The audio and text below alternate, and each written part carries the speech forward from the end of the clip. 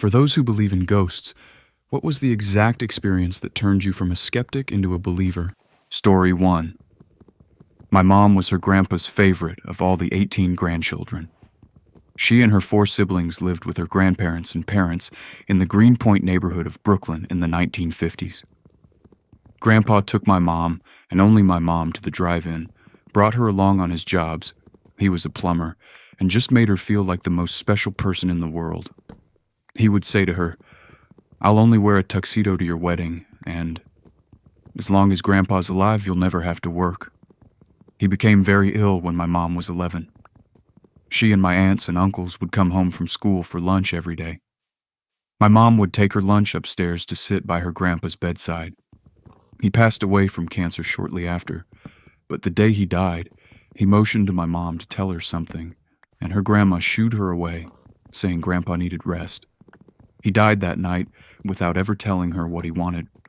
About 7 years later, my mom is taking the bus into Manhattan on her very first day of work.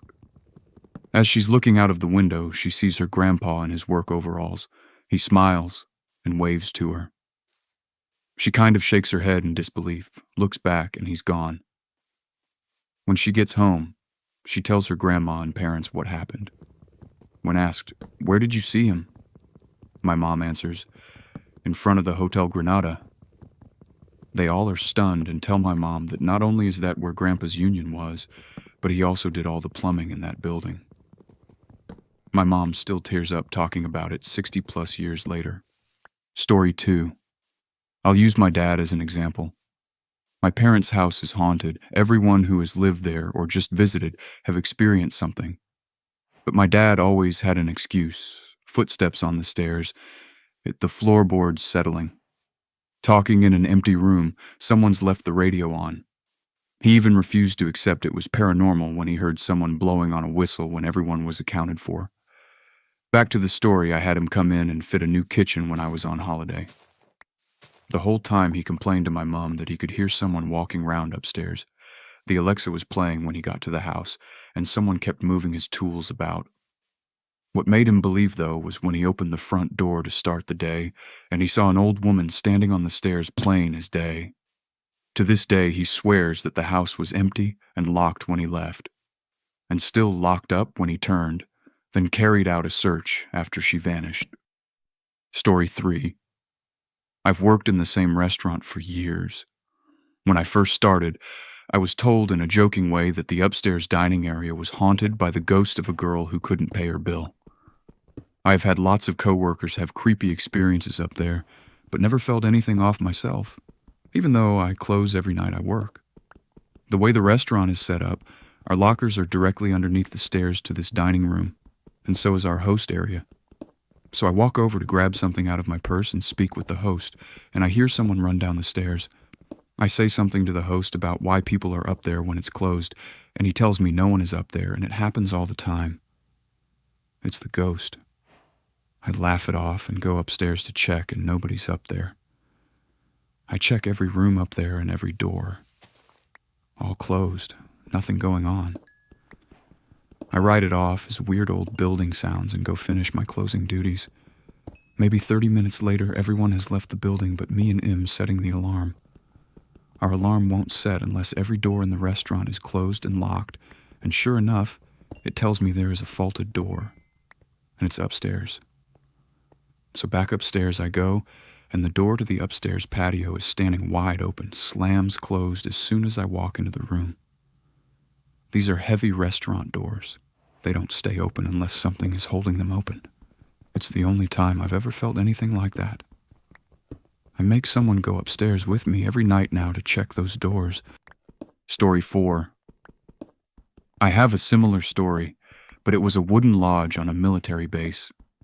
Every single one of my coworkers refused to go lock the place up after dusk by themselves because it was haunted. I thought they were just joking with me because I was the new hire. A lot of the times I would have another coworker come with me to the lodge, since it was breaking down tables, / resetting the room on top of locking up the building. This building had 4 sets of heavy wooden doors. They're old, and if you pulled hard enough, which a lot of military people did if they got to the place, Before we officially opened it, you could unlock the doors. So the way we checked to make sure it was locked was to put our full weight into pulling the doors open several times like we're trying to break it. Since the doors are wooden, this made a lot of noise. One worker would manually lock the doors and pull on them. Second worker would come behind them and also pull on the doors. We'd simply called this checking doors. One night, we were swamped at our main building and only one person could be spared to head to the lodge. I went because everyone else refused. No problem. I've been over there many times by myself at night and have had zero issues. I checked the lodge to make sure everything was in order and it was ready for the next event, and then I locked the doors. I locked the first set, checked them. Second set, checked them. Walked around the building to the back where the third and fourth set were, and I heard what sounded like someone checking the doors behind me. I turned around and walked to the front of the building, thinking maybe another co-worker could have been spared and was sent to help me. Nope. Nobody there. So Elle quickly locked and checked the rest of the doors. The lodge is near the stables, and normally I would hear the horses making sounds, but I just remember how dead silent that night was. I still checked the lodge by myself for the rest of the time I was employed there. I DK. Perhaps I was hoping for a repeat, or I could come up with an explanation of what happened that night. Story 5. When my elderly great-aunt was alive and talking about how she didn't know why she was still around, I'd try to jolly her out of being morose by us making a deal that if she could find a way to let me know she was okay after she passed without scaring the heck out of me, it'd be great. Bit of story background that matters. I have all the mass cards of family members stored in my Bible. When she passed, I wanted to put her card with my great-uncle's. Could not find his, and it was really upsetting to me. To try and distract myself from my sorrow and distress, I decided to work on a quilt of valor that was almost done. Just needed a label. I wanted to do an Emily Dickinson quote, and pulled one random book, of many books that I have, and started looking for the exact poem. The index had the poem on page. I thought, check site, guys. But the poems were indexed by poem number. The random poem at page XXX was not the poem I was looking for, but my great-uncle's mass card was there. I have no earthly way to explain this. I swear on my life this truly happened. All I can think is that it was my great-aunt letting me know. Their mass cards are now together. Story 6. Seen a few over the years. One of them, in my late parents' house, was independently seen by other family members, who didn't initially talk about this cause they thought this crazy. One of my kids saw and described him when age 3.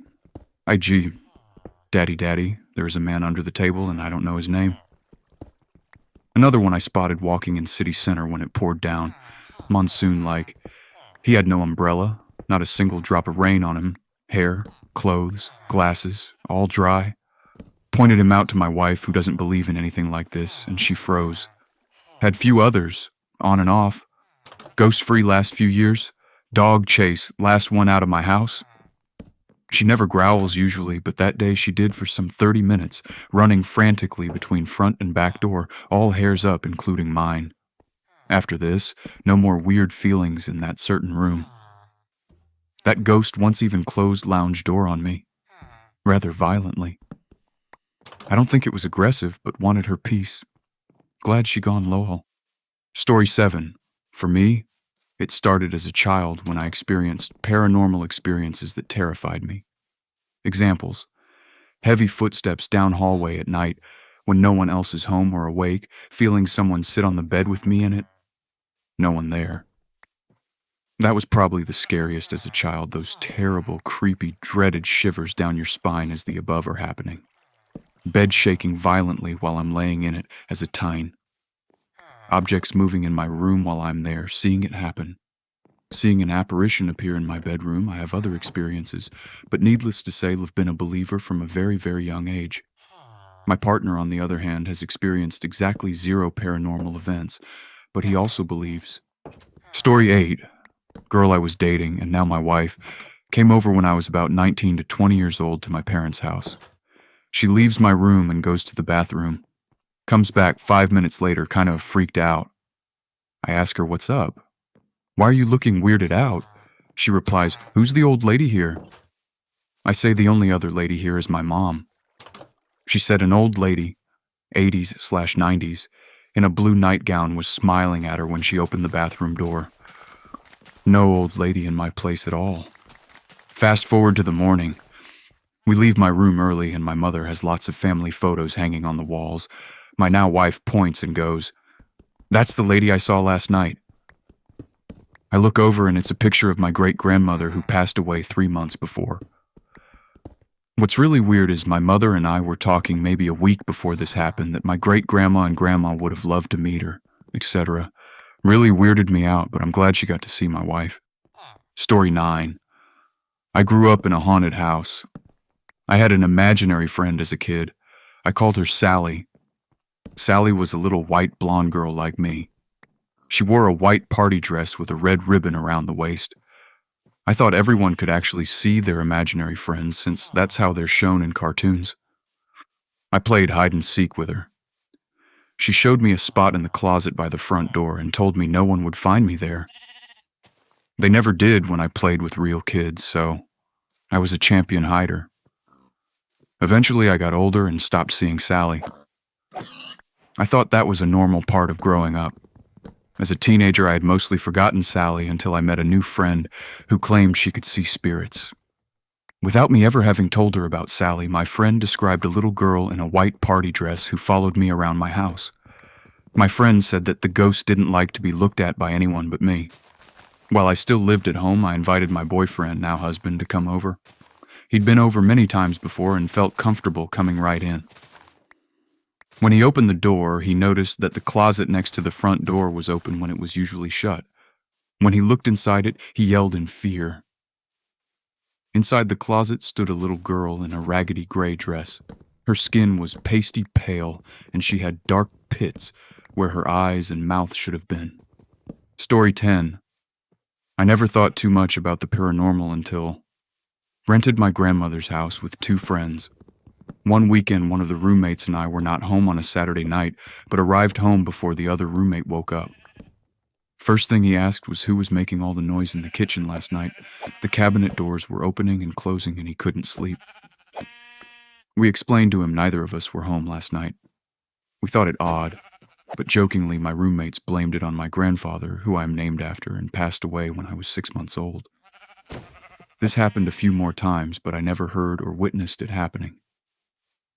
A few months after the first incident, I was home alone in the basement working out. The room had a window that looked back into the main basement. I had the music blaring and couldn't hear a thing other over the music. After about 30 minutes, I had this odd feeling. Someone was watching me, and the hair on the back of my neck was standing up. I was sitting on the bench, turned my head and looked in the window, and looking back at me was my grandfather. It scared the shit out of me. I ran into that part of the basement and up the stairs. When I got into the kitchen, the phone was ringing. This was 55 years ago. We didn't have answering machines. I answered the phone, and it was my future department boss calling me for an interview. My roommates thought it was Grampy looking out for me. We all moved out a month later, and my grandmother moved back in. She sold the house to a young man who lived down the street and knew my mom. I hadn't been back to the house in 40 years. Fast forward to 4 years ago, Ella was back home watching my elderly mom. My siblings and I would take turns watching Mom, and often take her for drives to areas she loved. On this particular day, I decided to drive by to our grandmother's house, which is on a dead-end street. I pulled up in front of the house, and after a minute or so, the owner came over to our car.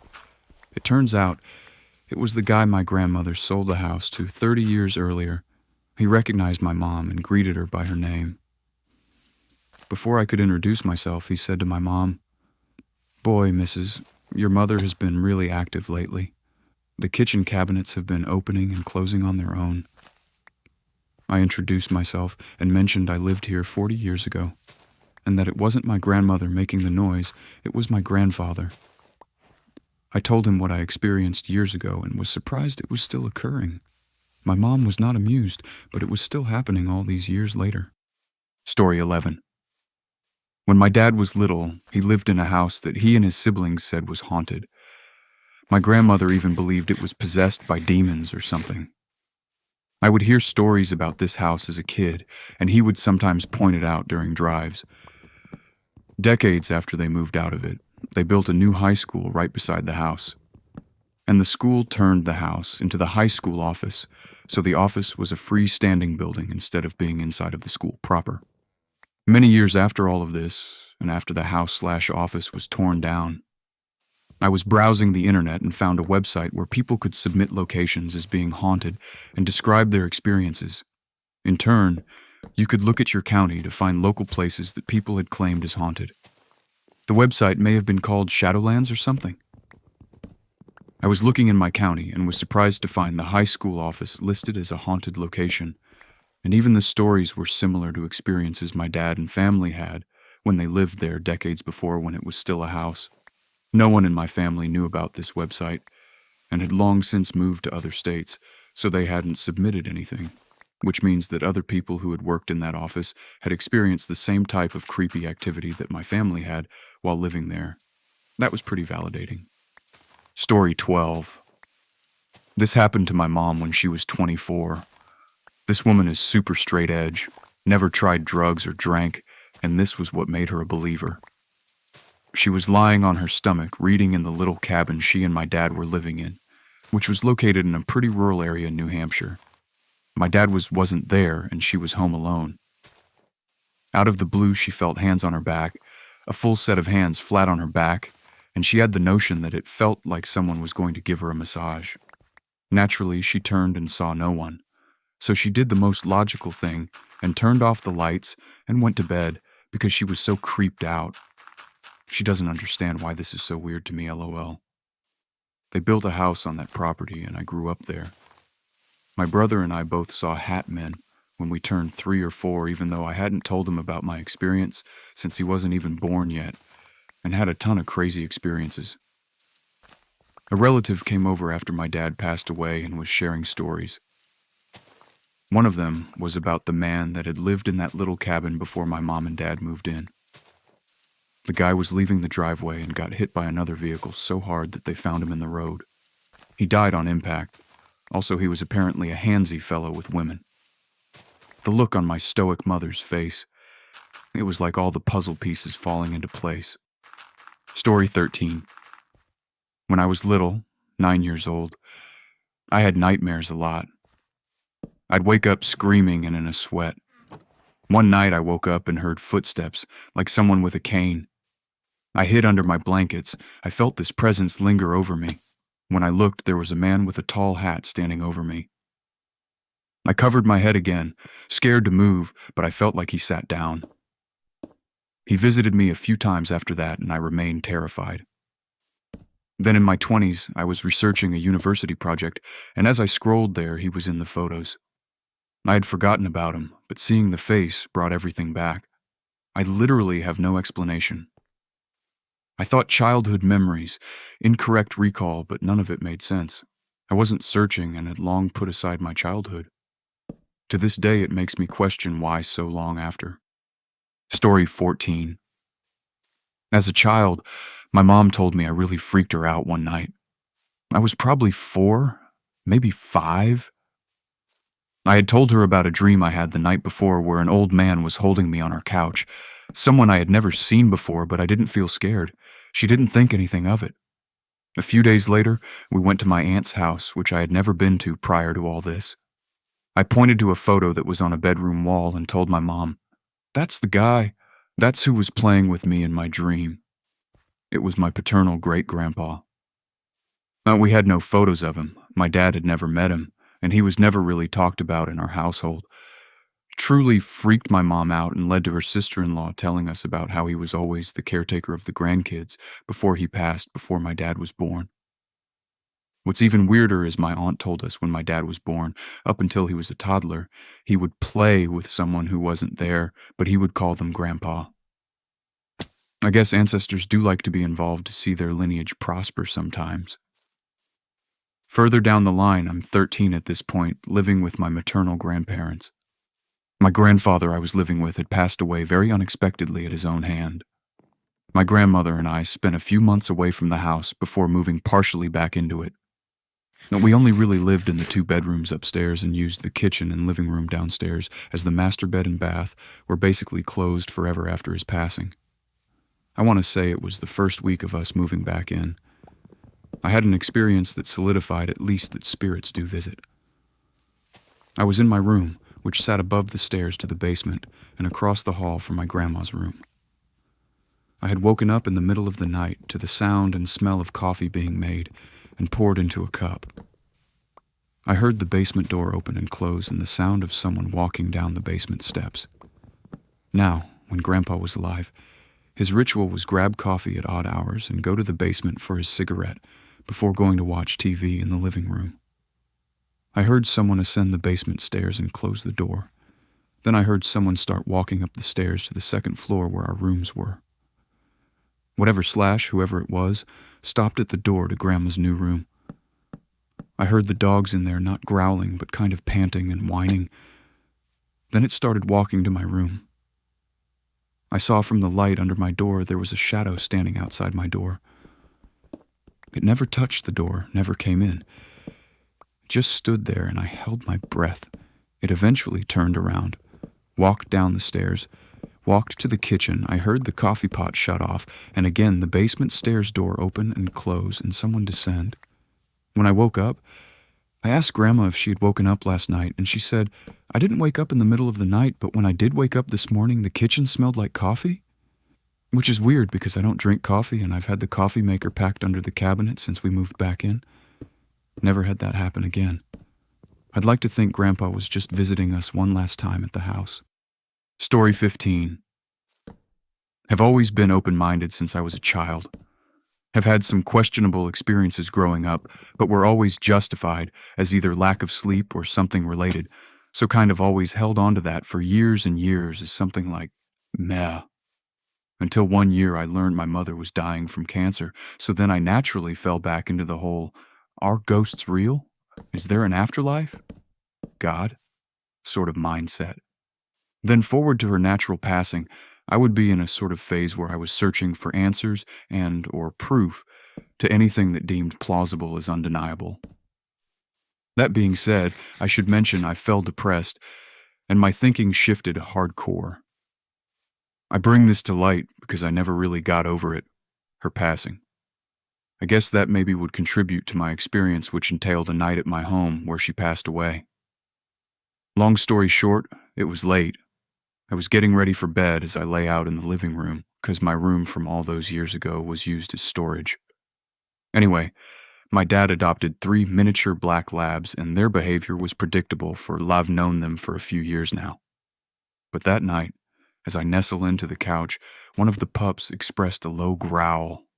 It didn't occur to me as anything to be concerned about, so I dismissed it. Well, the second growl was just as audible, and this time I responded with, "Swoosh." I looked at her in the dim-lit room affected by the kitchen light to confirm she heard me. And she did cause. She looked right at me instantly. I then let it go as nonsense, maybe ruffling with the other 2 as they were all laying together in a dog kennel I assumed was the case. Then maybe a minute goes by, a third low growl. It caught my attention. I looked at her, realized she was fixed on something in the kitchen. Remind you, the kitchen light was still on, and the light was emitted from the ceiling fan just above the kitchen table. This is relevant because as I realized she was fixated on something, reacted with another swoosh response. This time she did not provide me with acknowledgement, so I then took that as something may be wrong. Naturally, I then peered in the direction she was looking, and I could not make this up. Just below the ceiling fan, which was not rotating because it was not powered on to do so, I witnessed what you could compare to the clouds up in the air. A literal fucking cloud/thick mist hovering just below the fan blades themselves and above the kitchen table, of which had no definitive shape, just cloud form. And all I could presume was that I was either witnessing an actual paranormal thing or I was actually losing it. But that merely lasted maybe a minute, because what actually overcame me was acceptance. A feeling of calm. Not justified. Just, okay, this must be Mom, and she's just letting me know that she's still here, and that was okay with me. May I mention that I had not been to my dad's house/home for years after her passing, kind of just out being my own man until the night came that I needed a night or two stay at home, in which was that very first night stay. So I, to this day, believe that was my reassurance that she was still there for me as I was down on my luck. It's wild to think about it from time to time. I hardly share my experience because it's my very own, but I just scrolled my Reddit page and this forum caught my eye, so I felt encouraged. Hope this helps anybody who reads this understand that, yes, at least in my experience, ghosts exist. But I gain nothing from telling anybody this. I won't live forever either. But I also was one who once was a skeptic, not since then, though. Story 16. My 5-year-old daughter was at school. She jumped off of the monkey bars, walked over to yard duty lady and said, "Excuse me, I'm sorry, but your mom died." The yard duty lady told her that's not true and that's not a kind of thing to say and send her back to play. But when she got home, she found out her mom had died after a long illness. My wife and I didn't find out about any of this until a week later, when the yard duty lady was able to catch us at pickup. When we asked our daughter what her experience was, she said a voice was telling her that info over and over in her head. It went away as soon as she shared it. Her experiences continued from there, with her seeing ghosts and having mediumship moments. We couldn't find good resources for how to navigate psychic and paranormal stuff with kids, so we started a podcast called Clairvoyaging to interview professionals. Now we have a course for parents called Raising Psychic Children. This whole situation wasn't part of our plan, and it completely changed our lives. For the better, I might add.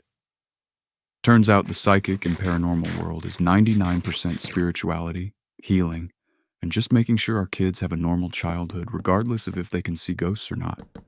Story 17. I have several stories, but the best one is this. My dad passed when I was 29.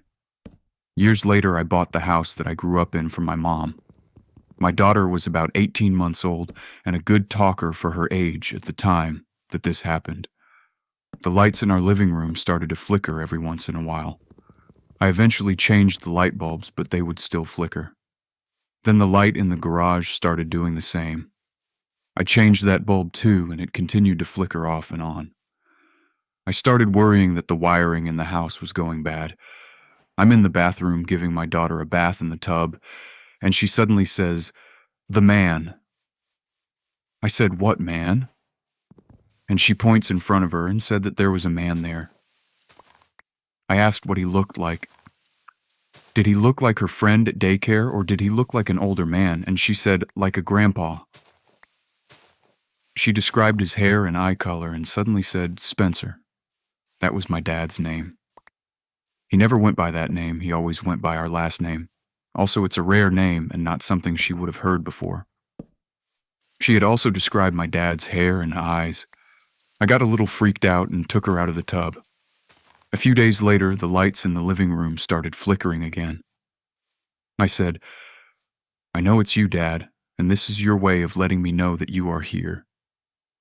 I let him know that I missed him and that I was sorry he never got to meet my daughter, as well as a few other things that I had wanted to tell him.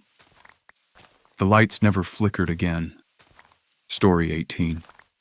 When I was urban exploring an abandoned orphanage, it was just me and one other buddy of mine. We were in the chapel, which was a separate building from the main orphanage. We had already walked through the entire building, so we knew we were the only ones there. At one point, we entered this small 2-floor library to check out some of the books that were left behind, and as we were just standing there talking to each other, we started hearing footsteps coming towards us from the hallway outside. Almost sounded like boots that a cop would wear.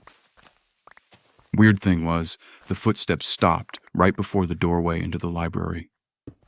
Thinking we were busted breaking into this abandoned place, we made our presence known and went into the hallway, expecting to be arrested. But when we went into the hallway, there was nobody.